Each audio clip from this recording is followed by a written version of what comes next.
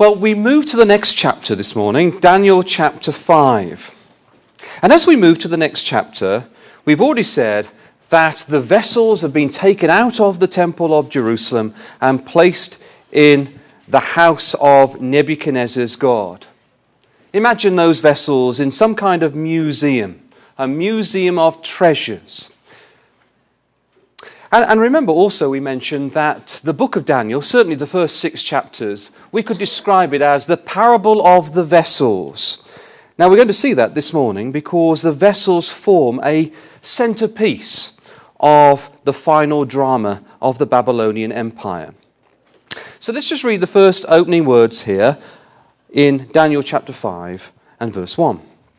Belshazzar, we read there, the king made a great feast to 1,000 of his lords. Perhaps when you read those opening words there in Daniel chapter 5, you bring to mind the picture, the painting of Rembrandt, his famous painting of the Belshazzar feast in 1638. Just look at that picture, and you can certainly see, can't you, it captures the shock and the amazement of Belshazzar and those that were with him. And you can see the hovering hand and the words that have been etched into the plaster upon the wall. Now, Belshazzar, this chapter is about this king here, would have been a young boy. He was the grandson of Nebuchadnezzar. He was the son of Nabonidus, who married the daughter of Nebuchadnezzar. And this man here would have lived as a small boy through the stirring opening chapters of Daniel, from chapters 1 to 4. So what would he have seen as he was growing up? Well, he would have seen, wouldn't he, how Daniel purposed within his heart and how he was 10 times brighter and more brilliant than the best of the astrologers and magicians. He would have seen a young Daniel go and interpret the vision of his grandfather. He would have seen 3 men who were prepared to go into the fiery furnace. Though there was that opposing golden image, yet they would never bow.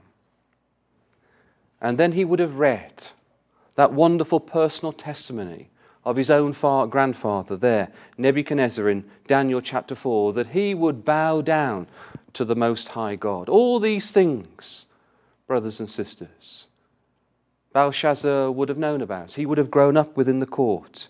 Surely these things would have exercised an effect upon this man.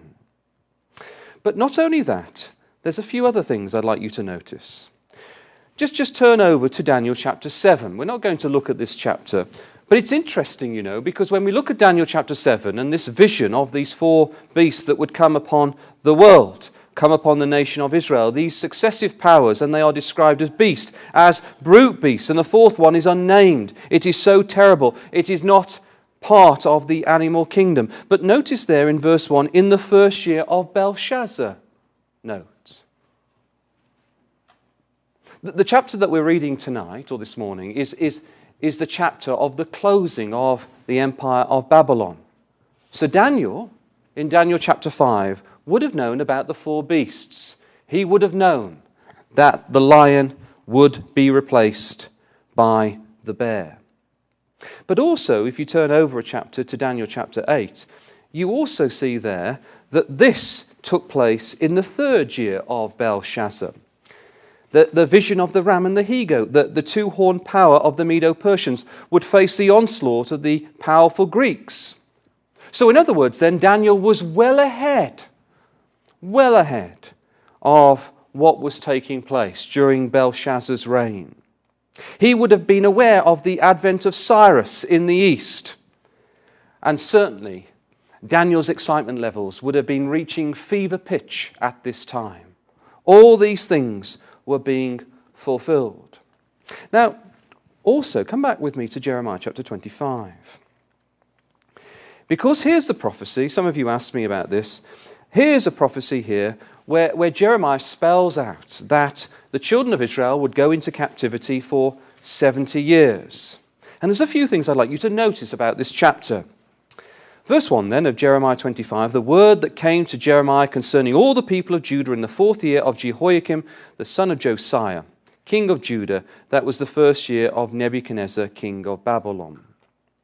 So if you go down to verse 12, here's the all-important verse. And it shall come to pass, when 70 years are accomplished, that I will punish the king of Babylon and that nation, saith the Lord, for their iniquity, and the land of the Chaldeans, and will make a perpetual desolation. So 70 years would transpire, and then the Jews would return back to the land. But then you look at verse 17. Then I took the cup at the Lord's hand, and made all the nations to drink, unto whom the Lord there. And that's interesting, isn't it? Hath sent me. Because here we see that the nation of Babylon, the empire of Babylon, is likened to a cup. And I want you to notice this. It's the cup in the Lord's hands. We're going to look at that a little later. And all the nations of the earth had drunk of her wine. All the nations had become intoxicated by Babylon. All the nations of the earth were bowing down to the golden image in Daniel chapter 3. And because all the nations were intoxicated, this would then bring an end to this empire. Can you see that, brothers and sisters? Very powerful allusions to Revelation, isn't it? Drunken of the blood of the saints in Revelation chapter 17. Babylon, the great, the mother harlots, and the abomination of the world, or the earth. So there's a lot of interesting connections there. So given that these prophecies were made, Belshazzar is going to take no notice. Come back to Daniel chapter 5. He's going to pour contempt on the prophecies that spoke of these vessels that were going to return.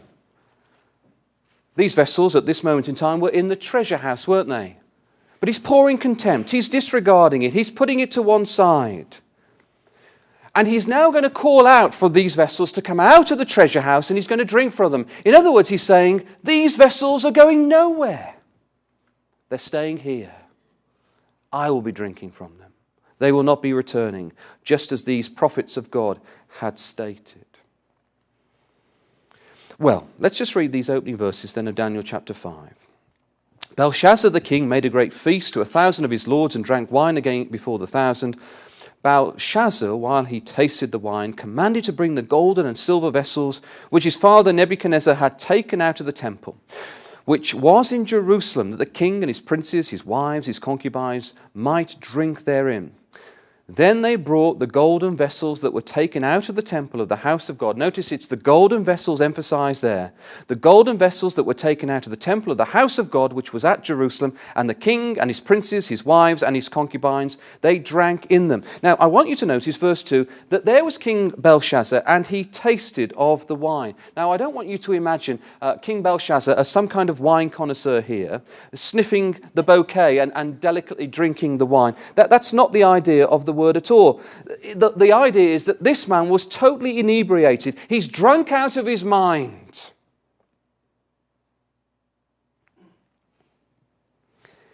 And as he commands in this drunken state for these vessels to come, this is how he's going to disregard the vessels of Yahweh. And these vessels now are brought into the banquet.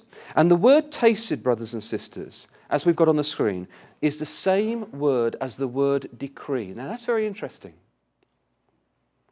It's not what you might be expecting. And this word is used throughout the book. Chapter 3, verse 10, verse 29, chapter 4, verse 6, and chapter 6, verse 26. So though, of course, he was drinking, what we're being told here was that he was loudly toasting and saluting his gods when he drank. It was a decree. It was his decree. He was overriding all these prophecies of the God of Israel. Now we notice that there were 1,000 lords drinking there in verse 1, and the wine was overflowing. The vessels were desecrated. And you can imagine his wives and his concubines there filling the room. And the king continues to lead the drinking and the toasting. And I want you to notice this, brothers and sisters, because I think this is very powerful. As he drinks and as he toasts and as he makes this decree, look to whom he makes the decree. So we notice there that in verse 4, they drank wine and they praised the gods of gold, silver, brass, iron, wood, and stone. So as you go through each material and each metal, it becomes inferior and inferior and inferior. Well, first of all, brothers and sisters, isn't there a similarity there to Nebuchadnezzar's image in Daniel chapter 2? This was a decree. We've already seen at the end of Daniel chapter 4 that Nebuchadnezzar now acknowledges that Nebuchadnezzar's image is right. His grandson doesn't. And he's pouring contempt upon Daniel chapter 2. We're back in Daniel chapter 3 in the golden image. Can you see that? The golden vessels are being brought in. This is the golden image being erected once again. This is Daniel 3 all over again, brothers and sisters. And not only are they getting inferior and inferior, these gods, and you can imagine them laughing, drunken, in a drunken state, as they go through these metals. What we're reading here is, as Belshazzar swears this decree of each of these gods, he's saying that even the God of stone, the most inferior of gods, is greater than Yahweh, the God of Israel. Can you see that? It's denying the power of the stone, isn't it? That's going to become a mountain and fill the whole earth. Can you see that, brothers and sisters? All these things in Daniel, it's a religious contest, as we've made that point several times. And it comes down to value, doesn't it? It comes down to value. It is this moment in time where a king of Babylon makes God's vessels worthless. Now, Nebuchadnezzar didn't make the vessels worthless, did he? Though he was the king of the earth, he placed those vessels in his treasure house. He viewed them as valuable. And so God was patient and long-suffering and working in the heart of Nebuchadnezzar. And I do believe, because many of you have asked me, I do believe Nebuchadnezzar will be in the kingdom. Worked with this man. But with King Belshazzar, it was when he viewed these vessels as worthless, zero, God intervened. Can you see that, brothers and sisters? It's very powerful, isn't it? When they were worthless, it was God who intervened. Now, I want you to look at Jeremiah chapter 25 with me. Well, in the interest of time, come with me to Jeremiah 51. There's a whole string of references here that are interesting. Jeremiah spoke very passionately about what was going to take place in Daniel 5. But in the interest of time, let me just bring your attention to Jeremiah 51. We'll conclude here. So Jeremiah chapter 51 then, and look at these words here. Jeremiah says, "Thus saith the Lord, Behold, I will raise up against Babylon and against them that dwell in the midst of them that rise up against me a destroying wind." Okay? So these are words of judgment that are being brought against the kingdom of Babylon. If you go down to verse 7, Babylon hath been a golden cup in the Lord's hand. Can you see these continual references of the cup? The vessels are being brought into the banquet room, yet the prophecy was that Babylon was the cup of God. It's a play on words, isn't it? That made all the earth drunken. We've seen that idea before. That the nations have drunken her wine, therefore the nations are mad, we read there.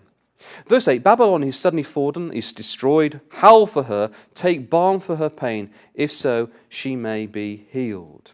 If you go down to verse 28, we find that the nation who is going to overcome the Babylonians are identified. Verse 28, prepare against her the nations with the kings of the Medes, the captain thereof, and all the rulers thereof, and all the land of his dominion. That the nation of Israel, their hearts were being raised now. They'd heard of Cyrus in the east. Cyrus was on the march. He's approaching the walls of Babylon. Jeremiah chapter 51 here. And then go down to verse 58. Thus saith the Lord of hosts, the broad walls of Babylon shall be utterly broken, and her high gate shall be burned with fire. Now that was a powerful, powerful message. I don't know if you've ever seen a bird's eye view of the city of Babylon. The entire perimeter of the walls, there were 3 parallel walls of 21 feet high. And across all the walls were soldiers. And if that wasn't sufficient, there was a 300 feet broad moat that surrounded the city. It was impregnable. It would stand forever. No wonder Daniel, when he said those words to Nebuchadnezzar, that Nebuchadnezzar at first just could not accept. Or perhaps it was over 20 years, we don't know. But that's why that golden image was established, because the walls were impregnable. It was designed to last forever. But here, Jeremiah the prophet says, these walls would be utterly broken down. And then the message is emphatic. Notice verse 64, and thou shalt say, thus shall Babylon sink, and shall not rise from the evil that I will bring upon her. And what Jeremiah does, and I want you to imagine this in the court, it was a very powerful metaphoric message. There was Jeremiah, and he reads from the scroll that Babylon would never rise again, and he places a stone within this scroll, and he throws it into the river Euphrates, and the scroll goes down to the riverbed as a message, as a figure, as a metaphor, that Babylon would never rise again. But Nebuchadnezzar was just laughing these words to scorn. Well, it was the time of Belshazzar, and things now are dramatically going to change. Come back then to Daniel chapter 5. So I want you to imagine 1,000 lords, wives and concubines, with a king, and they packed the room. Have a look at verse 5 of Daniel chapter 5. In the same hour, you may have in your margin, immediately, as soon as those vessels touched their lips, immediately there was a response from God. God intervened at the very moment. Immediately, in the same hour, came forth fingers of a man's hand and wrote over against the candlestick upon the plaster of the wall of the king's palace. And the king saw the part of the hand that wrote. So just imagine, amongst all the screaming and the professing of their gods, suddenly, out of nowhere, they see a hand writing upon the wall. It would have been electrifying, wouldn't it, brothers and sisters? To see a dismembered hand, with no man, with no arm, with a small part of a hand, with fingers, etching words across a plaster wall. Can you imagine that, brothers and sisters? And it was inscribing words upon a wall. It was almost like the wall became a gravestone. And this was the epitaph of what was about to take place to Babylon. And we read these words, Mene, Mene, Tekel, Upharsin. Now, I want you just to imagine that the words are written in Hebrew, as we know it's from right to left. And so then the hand would cover the writing as it was etched upon the wall. And then when the hand had completed the writing, the full statement was revealed. It wasn't in not being able to understand the Hebrew. Perhaps they didn't understand Hebrew, but I don't think that was the point. They could read it, but the fact was the words were hidden until it was finally revealed. And then when they read it, they could understand the words, but they couldn't decipher the message. And if you look down, you can see there that there was a candlestick. There was a candlestick there that was flickering away in front of the plaster wall. You notice there, it's in verse 5. So I want you to notice there's a candlestick that's flickering away, and the light is throwing up light upon the wall. And I wonder, brothers and sisters, whether that was the golden menorah. I wonder whether Belshazzar desecrated all the vessels of God and brought in the menorah. And how poignant that would be if that was the menorah, God's light, which was there in the midst of the tabernacle and the temple. And those lights never went out. And it was that light that was throwing up light upon the wall and revealing the message from the hand of God. Now, this wasn't new, was it? Remember when Joshua went into the land? What did he do? He took 2 great boulders, didn't he? And he plastered them. And he placed the law of Moses upon those stones. Can we just have a read about that? Deuteronomy chapter 9, because it's an interesting expression that's used here. Can you remember how Moses describes these 2 whitewashed, plastered rocks or stones? Well, he says that they were written by the finger of God. Let's have a look at that. Deuteronomy chapter 9. And as we read these verses, just connect with what we've just been looking at in Daniel 5. Deuteronomy 9 and verse 9, when I was gone up into the mount to receive the tables of stone, even the tables of the covenant, which the Lord made with you, then I abode in the mount 40 days and 40 nights. Verse 10, and the Lord delivered unto me 2 tables of stone written by the finger of God. And on them was certain according to all the words which the Lord spake with you in the mount, out in the midst of the mount, in the fire in the day of the assembly. Now, so we've got the finger of God. The finger of God has written the law. But what was the law? How did the law start? Can you remember, brothers and sisters? Well, go back to Exodus chapter 20. What was the first? What was the first bit of text that was there upon the stones? Well, we know this well, don't we? Here we read of the 10 Commandments, but just notice how it begins. Exodus chapter 20, verse 3. Thou shalt have no other gods before me. Thou shalt not make unto thee any graven image or any likeness of anything that is in heaven above or in earth beneath or that is in the water under the earth. Thou shalt not bow down thyself to them nor serve them, for I the Lord thy God am a jealous God, visiting the iniquity of the fathers upon the children unto the 3rd, 4th generation. Can you see that? That's exactly what Babylon, Nebuchadnezzar and Belteshazzar had done. They had made other gods, they had made graven images, and they had bowed down. And there was Belshazzar, there.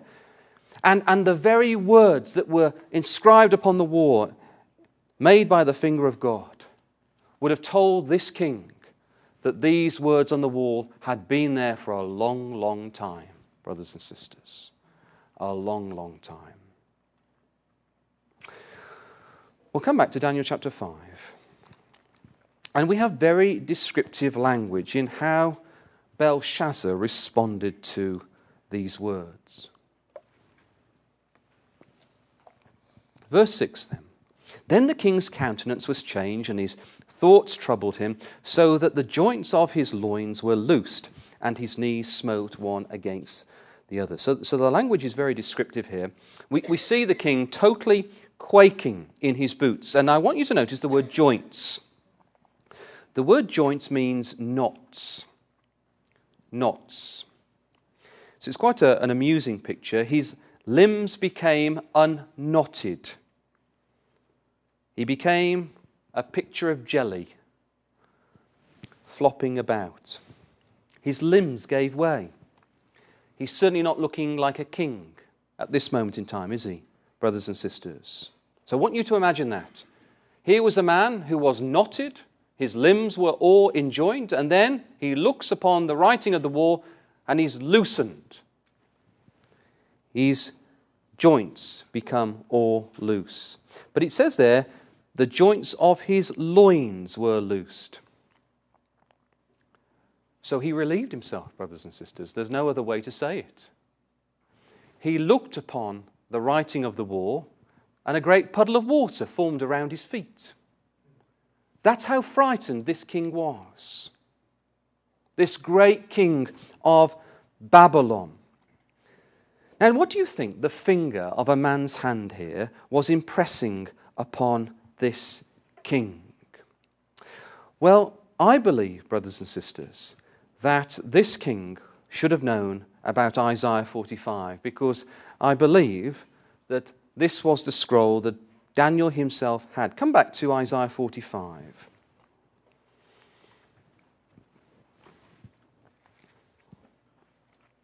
And I want you to imagine how all these things were taking place in the court there, in the banquet room. And I believe Daniel had this scroll underneath his arm, he knew that this was going to happen. Look how these words were going to be fulfilled to the letter in Daniel chapter 5. So we'll pick up then in verse 27 of Isaiah 44. So we read there, that saith to the deep, be dry, and I will dry up thy rivers. And we know that Cyrus, when he looked at those three parallel walls, he knew that he couldn't navigate those walls, so he diverted the river Euphrates and he went underneath the walls. Then we read verse 28, that saith of Cyrus. Now bear in mind that Cyrus was named 125 years in Isaiah before this man came about. He is my shepherd and shall perform all my pleasure, even saying to Jerusalem, thou shalt be built, and to the temple, thy foundations shall be laid. And then Isaiah 45. Thus saith the Lord to his anointed, to Cyrus. So Cyrus was named 125 years before these events took place in Daniel 5, whose right hand I have holden. So Cyrus now is a figure of the right hand. And I wonder, brothers and sisters, I wonder whether the hand there in the court was the hand of Cyrus. And Cyrus was going to be at the walls that night. To subdue nations before him, I will loose the loins of kings. That's Daniel 5, verse 6. To open before the two-leaved gates. Now, historians tell us that the Babylonians felt so oppressed by Nebuchadnezzar that when the Babylonians first entered the city underneath the walls, they actually opened up the doors. Because Nebuchadnezzar, and certainly Belshazzar, was understood to be a very oppressive king, where Cyrus, historians tell us, hated slavery. And so they felt then their lives under Cyrus would be much better. So they opened up the doors. And the gate shall be shut. I will go before thee and make the crooked places straight. I will break in pieces the gates of brass and cut in asunder the bars of iron. Why? For I am Yahweh, verse 5, and there is none else. There is no God beside me. Can you imagine? I think Daniel had this scroll. And when it all happened and Cyrus came in, he said, look, it was all done. Did you divert the river Euphrates? Oh, yes, I did. Did you find that some of the gates were open? Yes, we did find that. Can you see that hand? I can't miss it, Daniel. Do you see the puddle on the floor? Yeah, I can see that. Is your name Cyrus? Yeah. Well, this is what you've got to do next. You what? You've got to return the vessels and send the Jews back. Okay, I will. That's exactly what happened. And no wonder by the time we get to Daniel chapter 6, Daniel is the prince of the Medes and the Persians. He's number 2. He's preferred amongst the presidents. Isn't that wonderful, brothers and sisters? And I believe Isaiah 44 and 45 was there to help Daniel. Daniel in the court in Daniel chapter 5. Now, when you come back to Daniel chapter 5 here, we left the king, didn't we, looking like jelly. His colour drained from his face. He's relieved himself in fright. And it goes on a little more, doesn't it? You notice there that the king cried aloud in verse 7. You'll notice in your margin, with might. This is a king that's frightened like a young child. He was once bellowing out proudly.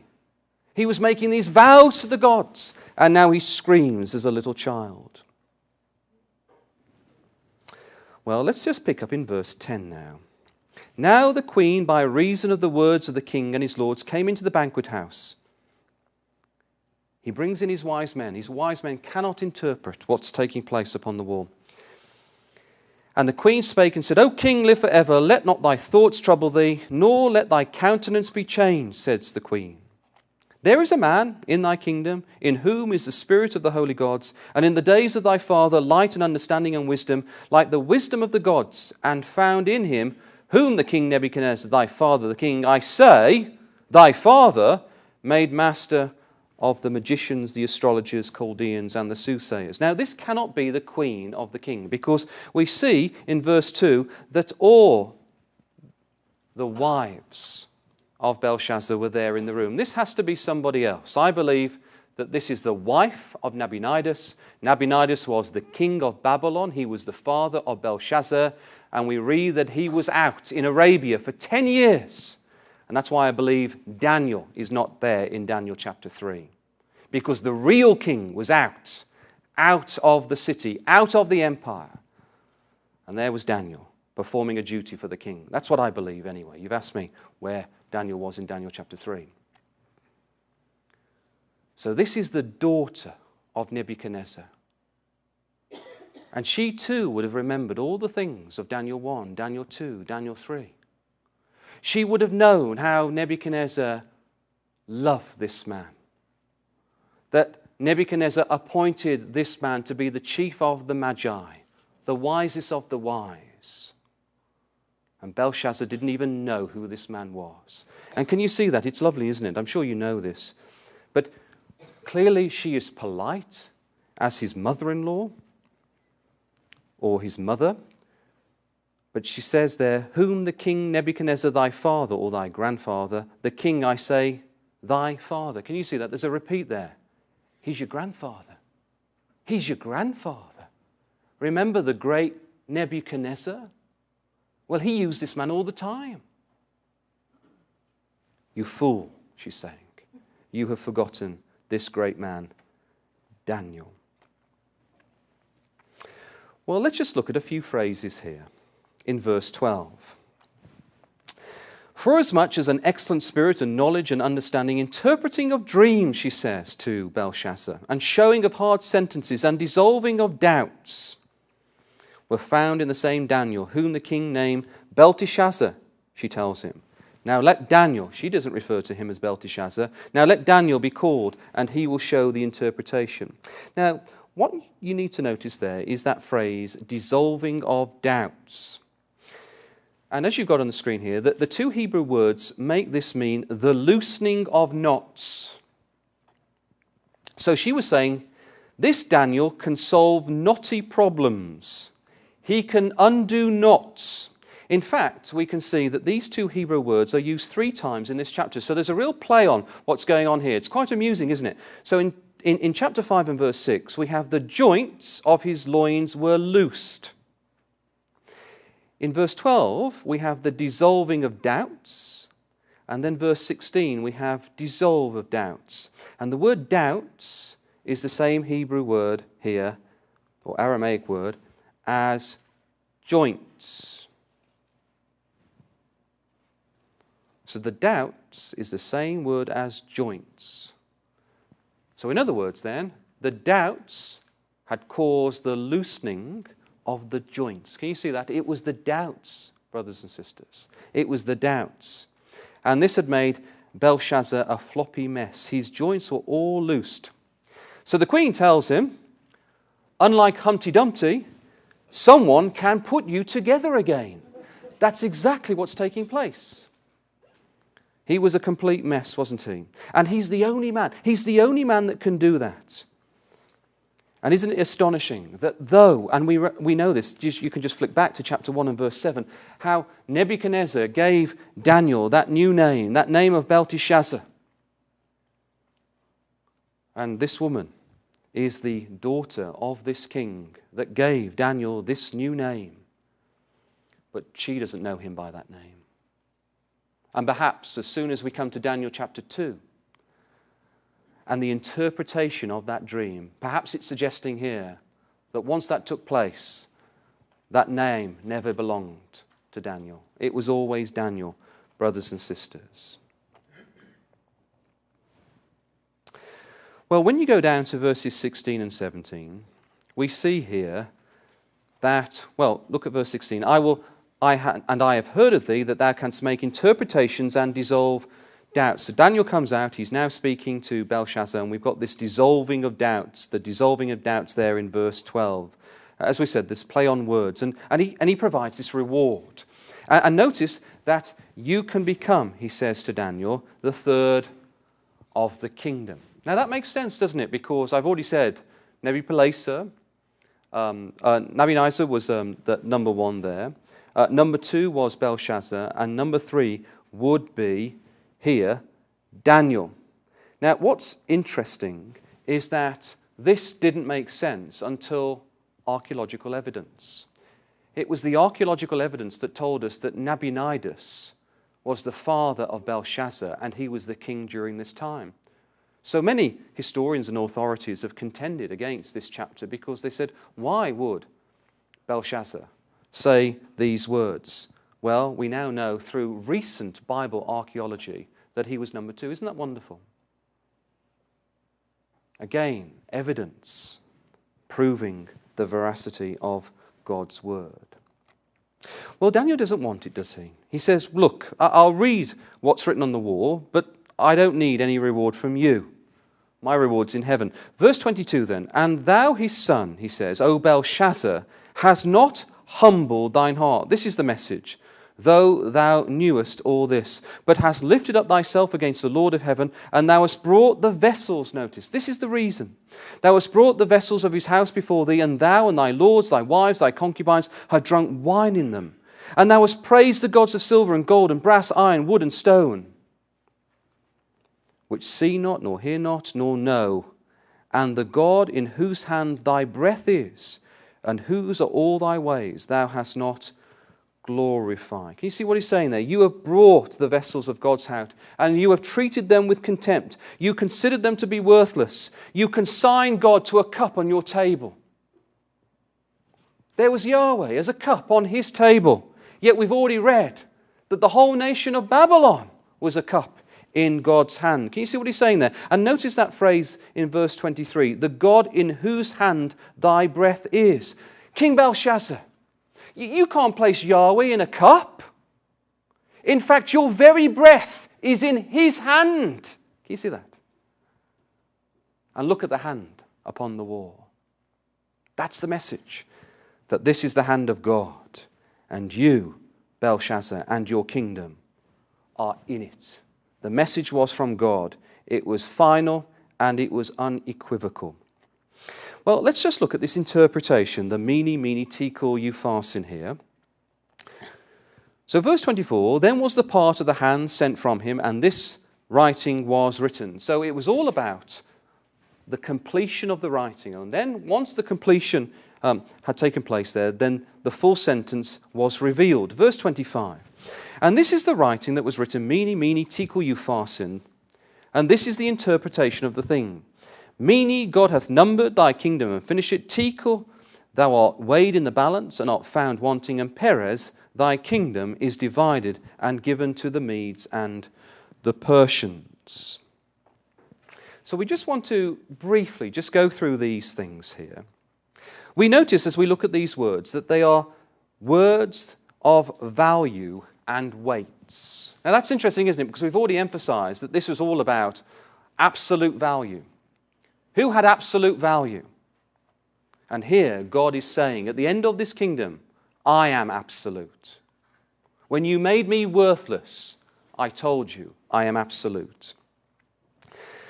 Now, so the first word then is the word numbered. The years were numbered of Belshazzar. Now, I believe that these were numbered to the day. I believe that it was almost to the day, possibly to the day, that the vessels had entered into Babylon 70 years earlier. Look at this, brothers and sisters. Come back with me. Keep a hand in Daniel. Come back with me to Jeremiah chapter 26. This is a slightly different account that we've looked at before. This doesn't relate to the 70 years of Jeremiah chapter 25, but it relates to the king and the period of the kings. And look at these words. Jeremiah chapter 27. And bear in mind as we read these words, we've said Nebuchadnezzar, Nabonidus, and King Belshazzar. A grandfather, a father, and a son. Look at this. Jeremiah chapter 27, verse 6. And now have I given all these lands into the hand of Nebuchadnezzar, the king of Babylon, my servant, and the beasts of the field have I given him also to serve him. So this whole kingdom had been given by God. But notice these words here. And all nations shall serve him, and his son, and his son's son, until the very time of the land come, and then many nations and great kings shall serve themselves of him. Look how accurate that is, brothers and sisters. All nations shall serve him, Nebuchadnezzar, his son, and his son's son. That's Belshazzar. Belshazzar should have known through the writing of Jeremiah that he was the last one. There was no offspring. It was finishing with him. So here then, it was numbered to the day. Now the word tekel is the word weighed, and it comes from the word shekel. Now the shekel was in the temple. It was the unit of exchange. It was God's weight. And God was saying here, I have weighed up you with my scales, and I have found you wanting, Belshazzar. Now that was obvious, wasn't it? Because all the vessels were strewn all over the table in this drunken stupor. And so God could say that he had weighed them up because they had made his house, as it were, a den of thieves. Can you see that? They had made his house a den of thieves. These were the vessels of God within the banquet hall. And there they were, drunken, drinking from these cups. He weighed up Belshazzar. Now I want to show you 3 ways in which God weighs kings and the people of this earth up. We're going to go through these quickly. Come with me to 1 Samuel chapter 2. I want to show you how God weighs up men and women. How he weighs us up, brothers and sisters. This man's days were numbered. But look at this, 1 Samuel chapter 2 and verse 3. We're just going to look at isolated verses here to show you how God weighs up individuals. He certainly weighed up this king. 1 Samuel 2 verse 3, talk no more so exceeding proudly. Let not arrogancy come out of your mouth, for the Lord is a God of knowledge, and by him actions are weighed. So God weighs up your actions, brothers and sisters. He weighs them up. He observes what you do. And he finds us wanting, doesn't he? Come to Proverbs now. He doesn't just weigh up actions. He starts to look at the inner intents of our heart. Proverbs 16 and verse 2. All the ways of a man are clean in his own eyes, but the Lord weigheth the spirits. So it's not only the actions. Here God weighs up our motives. And then if you finally go to Psalm 62, trying to connect all these thoughts to Belshazzar. Psalm 62 and verse 9, we read there, surely men of low degree are vanity, and men of high degree are a lie, to be laid in the balance. They are altogether lighter than vanity. So here God weighs up pride. So we were right. The book is all about value. It's when the king assigned no value to God and his vessels that God intervened, stepped in, and brought his kingdom to zero. Because this was the night that the curtains were drawn on this empire. God had been patient. There were the vessels in the treasure house for 70 years. He had patient. He'd been patient with the nation and God's people there. But when they degraded these vessels in some drunken party, then there was writing on the wall. And it's the words of the Lord Jesus, isn't it? For where your treasure is, there will your heart be also. Well, coming back to Daniel chapter 5, there is also another word, isn't there? Upharsin. It's the final word. It's the final word there. We go back to Daniel chapter 5. But you notice something strange there, because in that phrase, mene, mene, tekel, upharsin in verse 25, you see mene in verse 26, tekel in verse 27, but just Perez rather than upharsin in 28. Well, there's a double meaning here, brothers and sisters, and it's rather intriguing because upharsin means divided, and that was the message. His kingdom was going to be divided, but the word Perez is the proper noun for the Persians. So here then the message was that his kingdom would be divided by the Persians. Christians. It was a very explicit message. There was going to be no confusion. It was very clear. It would be divided by the silver. Now, brothers and sisters, we've all heard of the phrase, the writing on the wall. It's when we receive an early message, an early warning. And brothers and sisters, it's lovely, isn't it, to come to Bible schools like this. But if you just think about your own private lives, what writing on the wall is God inscribing in your lives? What is the early warning for you? Are there things going on in your marriage, families, ecclesias, your relationship with God? This is the day, isn't it, that we should take note and we should read those words and take action. It was too late for King Belshazzar. Cyrus was at the door. This lesson comes to us, brothers and sisters. Well, very quickly, look at this. It's just a proposal. That's all it is. Let's just quickly, it's on the screen here, we'll go through this quickly. Let's see whether there's something else in the phrase mene, mene, tekel, upharsin. Well, we've already said that the golden shekel here was the unit of exchange. But we also know that the mina here was 50 shekels. So if you convert this phrase into shekels, the unit of currency, let's just see what we get. So the mina is 50 shekels, the upharsin is 25 shekels, and the tekel is 1 shekel. So the phrase then, mene, mene, tekel, upharsin, is 126 shekels. Now it's just a suggestion. It's just something to think about. That's all it is. We know that the shekel is divided into 20 gerahs. And you can have a look in Ezekiel 45, verse 12. It tells us that. So when you look at mene, mene, tekel, upharsin, and you convert it into the shekels, you get 126 shekels, but you also get 2,520 gerahs. Where did you see that number?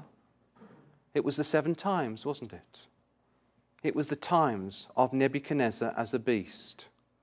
Mene, mene, tekel, upharsin. Was this another message to tell the kingdoms of the earth how long they would have dominion over the nation of Israel? And in 1917, that image of Nebuchadnezzar began to shake a little because the Jews are streaming back. Just a suggestion, just a thought, brothers and sisters, something to think about for yourselves. Well, have a look at these closing verses now as we bring our thoughts to an end. Daniel chapter 5 then in verse 30. In that night was Belshazzar, the king of the Chaldeans, slain, and Darius the Median took the kingdom, being about 62 years old. Now, I want you to think about this. Nabonidus was taken captive by this time. Belshazzar was slain. And we read there that when Daniel interpreted the dream, he had the golden necklace, right? The golden chain around his neck. So come to Jeremiah chapter 51. This is where we want to finish here. Jeremiah chapter 51. And this chapter we've already looked at is the chapter of the doom of the Babylonians. And look at verse 57. And as Cyrus comes into this room, and as Daniel also enters into the banquet room, we read these words there in Jeremiah 51 and verse 57. I will make drunk her princes, and her wise men, her captains, and her rulers, and her mighty men, and they shall sleep a perpetual sleep, and not wake, saith the King, whose name is the Lord of hosts. So I think Cyrus came in and saw all these things, and there was Daniel with the scroll. And there they all were drunk that night, asleep, and the kingdom would come to an end. And as Cyrus entered into the banquet room, who was wearing the royal chain? It was Daniel, brothers and sisters. For just one night, Daniel was the king of Babylon. He ended up as the king. Can you imagine that, brothers and sisters? What a turnaround of events. And then he handed over the scroll to Cyrus and says, God foretold all these things. And no wonder the Medes and Persians appointed Daniel to the top of the kingdom.